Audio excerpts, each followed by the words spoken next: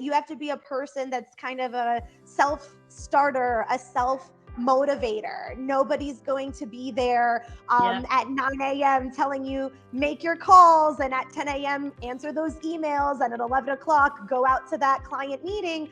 You have Mhm. to really be on top of yourself.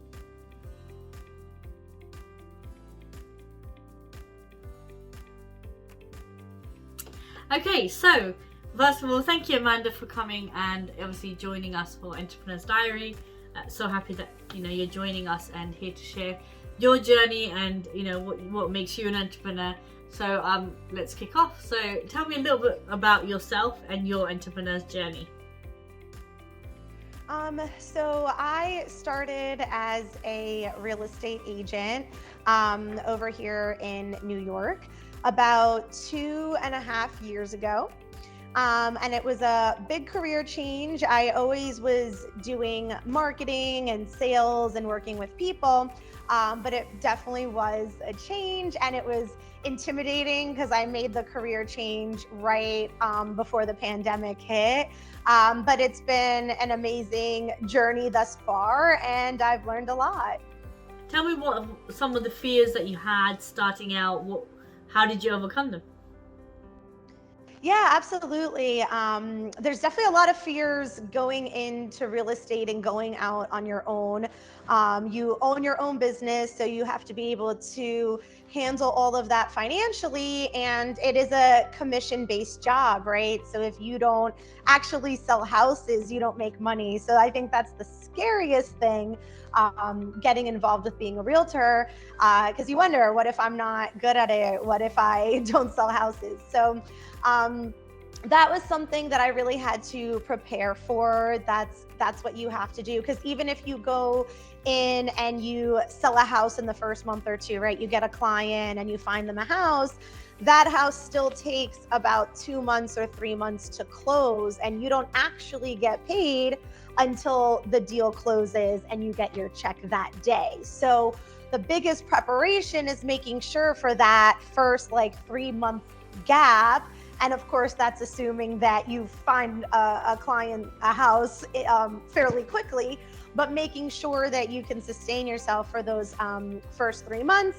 And then after that hurdle, it only gets easier from there, because then you'll have clients in your funnel, you'll have deals closing periodically. So it does get easier, but it is a big risk, and it's definitely super scary. So I just made sure that I put 100% in. I prepared knowing that that gap was going to happen. And I made sure I worked very hard to get my first deal as quickly as possible, so that it would just be, something of the past and I wouldn't have to worry about it. That's amazing. I mean, there's some really good words that you use there, like you put your hard work and determination in there. So, how did you know about this gap? Like you said, is it like research? Did you have mentors, or how did you go about knowing, or what did you do to know that this sector is like this? Yeah, to know what to expect. So I definitely had a mentor, which was a great help to me, just knowing and giving me the heads up to prepare. She did help train me as well. So that all, you have to be prepared. And a lot of people jump into things without doing that research first, without asking the questions first. And that's even scarier to me, to not know at all. So I Yeah. was very lucky to have a mentor, be able to get trained and get that assistance to get up and running as quickly as possible.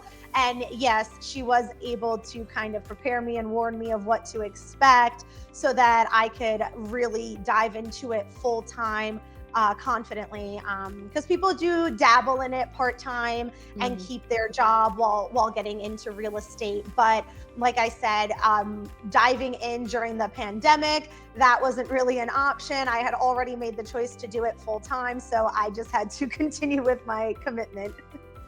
Wow, that's amazing, especially during COVID. So Yeah. kind of tell me a little bit more about sort of, how is it like working with clients? Yeah, all of the above. So clients, I work with sellers, buyers. I do work with tenants as well, and I love working with them. I always feel like I'm just in a job of customer service. I'm just here to see what your needs are, show you houses, have a positive experience doing it, and I'm here to guide you along the way through those steps. I don't Wow. feel like I'm in sales and I have to sell you on a house. At the end of the day, these families are going to like a house or not. I can point out certain benefits or features, but it's going to be what's the best fit for them. And it's very fulfilling, whatever the story is, if it's a new family and starting in their first starter home, or if somebody had kids that graduated and went to college and needs to downsize. I love getting to know the client's stories, what their needs are, what their goals are. And at the end of the transaction, it's really fulfilling to know that I helped someone with one of their basic necessities, to have a roof over their head. So I never feel like I'm selling something that somebody doesn't need or doesn't want. I'm helping them with something very important. And I love it. I love seeing the pictures afterwards and how people made the home their own or renovated it. And then just keeping that relationship so that when they're ready for something bigger or smaller, or if they need a new apartment, just to be there for them forever, basically. So, I mean, it goes without saying, what do you think actually motivates you? Because you spoke a lot about the relationship that you had and the flexibility, but what is the motivation that drives you to continue going? And I know that you drive a long way out, right? So to do some viewing sometimes. So what motivates you? Yeah, of course, like I love my job, so that's motivating. But being able to be an entrepreneur and have the freedom and flexibility that we have, that's the best part. I love being able to work from home. I love not having a set schedule. I love that if I want to go on a vacation, I don't have to ask anyone for permission. Of course, I'm going to be mindful of my clients and make sure that nobody needs me. But if it's a quiet weekend and I want to go away for a 4-day weekend, I don't have to run that by anyone, which is the best freedom you can ask for. Yeah, it has its pros and cons, right? We don't have, as entrepreneurs, a 9 to 5 Monday through Friday schedule. We're basically on call all the time. If a client sees a house that they like online at 9 o'clock at night, I'm probably going to answer their message at 9 o'clock at night and give them feedback and tell them the availability and schedule a showing maybe for the next day. So we have to be readily available. We can't just turn the phone off over the weekend. People still need us. There's still questions. There's still inspections. There's still so many things going on. So of course that comes with that balance, but I wouldn't trade it for anything, for to have that freedom, to have that ability to just, really make my own schedule. If I want to stay home and there's a big snowstorm, I don't have to worry about a boss making me go drive into an office. So yeah, aside from just the fulfilling aspect of helping my clients, I really love everything about what I do. So tell me a little bit more about your work-life balance. How do you make your work-life balance?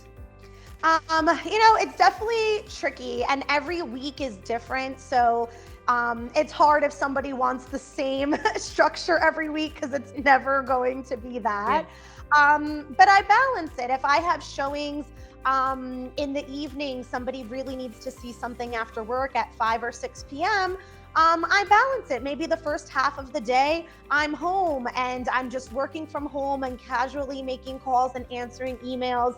And maybe I take a break or have a later lunch so that it's not interfering with dinner. And then I do those showings at night. But then the next day could be a completely different day where I'm done with everything by 3 o'clock. I have a couple morning showings. I get all my emails answered. And I have a really early night where I can go and do something. And then the weekends, it's the same type of balance of, okay, maybe this Saturday I'm not going to show any houses. So I'm going to be mindful. Maybe it's taking one weekend a month and actually dedicating it to family and friends to have a little bit of a break so that we don't get overwhelmed. And just being mindful of that. But there's also busier seasons with real estate. Like the spring and the summer are super busy, and that does trickle into the fall, but the winter is very quiet. So if I do want to do a vacation to really go away for a week and decompress, I'm going to be mindful to choose that during my slow season so that it doesn't interfere with anything. So it's all doable, just, scheduling and timing and planning it out needs to happen. That's such a good point. And actually, you did the research. You know about the seasons that you're most busy, and then you're sort of planning according to that. And that's such an important skill for success. So yeah, well done. That was amazing. So maybe one last thing. I mean, now that you've been through that entrepreneur journey, if you had one advice to yourself when you were starting out, what would that be? Well, of course, to put in the hard work and not give up. I think any entrepreneur is going to run into obstacles, of course. But everything's a learning experience. So especially with realtors, a lot of times you can get down in the beginning that you are driving around so much, and maybe that's exhausting, and you're spending money on gas and tolls and maintenance on your car, and this person's not choosing a house, and this family's not putting in an offer, and that gets discouraging. But one thing I made sure to do that I think helped me be successful was to not say no to anything, no matter the distance, no matter the town it was in, the hour of the day. I really, in the beginning, said yes to everything, no matter how intimidating it was, no matter how unsure I was on how serious the buyer maybe was.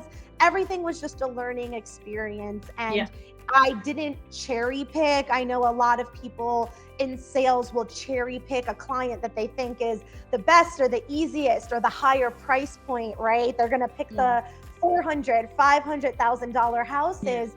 But you can't do that. And it's just not only to learn what a smaller transaction is just to get transactions under your belt, but you don't know who you're running into. That client that you're meeting for a $90,000 house that maybe doesn't seem worth it, a lot of times that buyer is an investor and he's looking to flip the house and maybe put it back on the market in a couple months, or renovate the house and rent it out to tenants. So that is a relationship of someone that's going to be a repeat customer that you can't judge that based on the price point. You don't know what you're running into.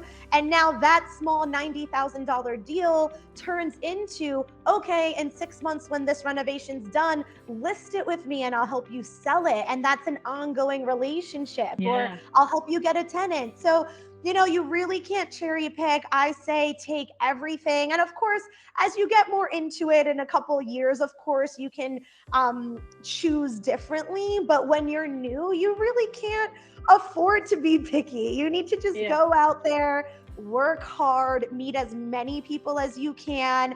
And that conversation with that investor is a learning experience. That conversation with a $500,000 buyer or $1 million buyer, even if you're intimidated and you don't think you're ready for those types of conversations at that price point, do it. It's a learning experience. And if you stumble on your words and mess it up, you still learn something. And now next time, maybe I should have been more prepared. They had a lot of questions. Maybe I should have asked that beforehand so that I was ready for those answers.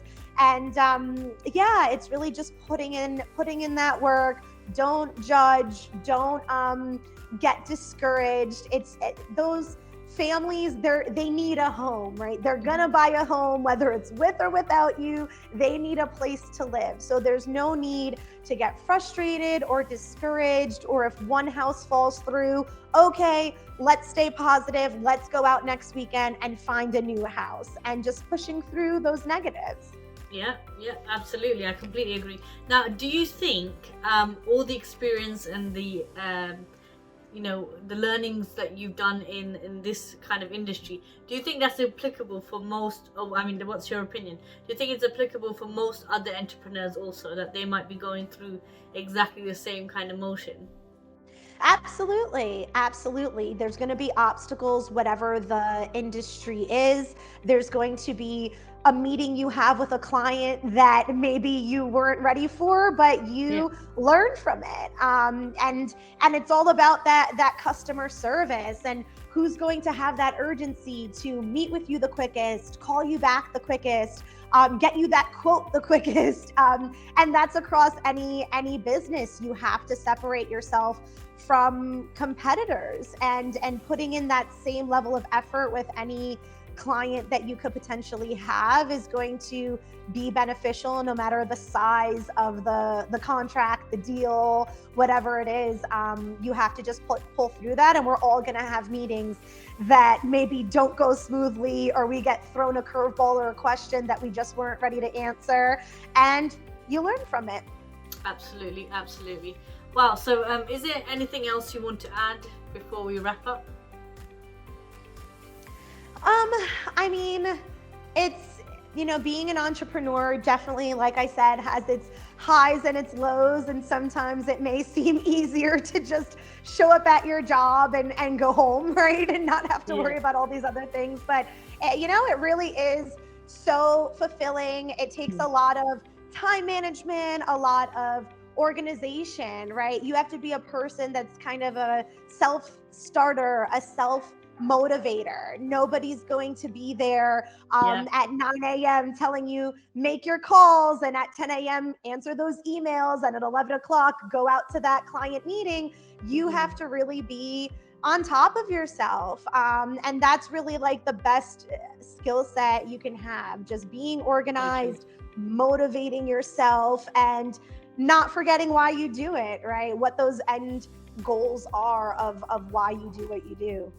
So true, so true. Also, Amanda, this was amazing. I think you've shared so much insight, and I can really see a uniformity with a lot of the other entrepreneurs as well as myself. Going through exactly what you went through and the learning curve that you went through. So I'm sure this is going to be really insightful for anyone who's starting or someone who's already in business, that they also know that there is another person who went through what I went through. So it's really reassuring to know. So yeah, guys, if you have any questions for Amanda, please do put it in the comments. I'll forward it over to her, and I'm sure she'll comment back to you maybe. But also, if you have anything else that you want to add in, especially if you're in the property industry worldwide. So again, Entrepreneur's Diary is not just for the UK; it's everywhere. We already have viewers from all over the world, so we'd love to hear from you guys as well. And if watch your space, there's going to be a lot more collaborators coming. If you like what you see, like it, share it, and obviously subscribe to our channel. Thank you, guys.